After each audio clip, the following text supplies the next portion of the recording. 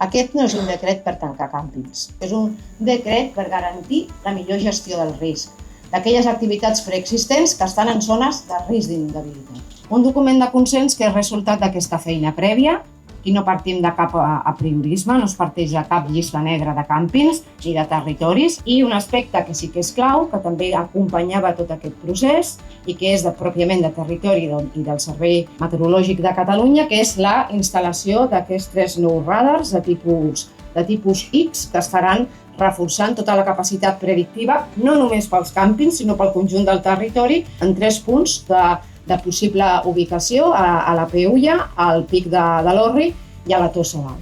Aquest decret només és un primer pas. I és un primer pas, com he dit abans, perquè Catalunya continuï sent referent. Aproximadament, des que vam començar a parlar fins ara d'aquest tema, hem passat 10 mesos, no? I en aquests 10 mesos, des del sector, hem fet moltes peticions de millora i hem d'agrair que se'ns hagi escoltat, no?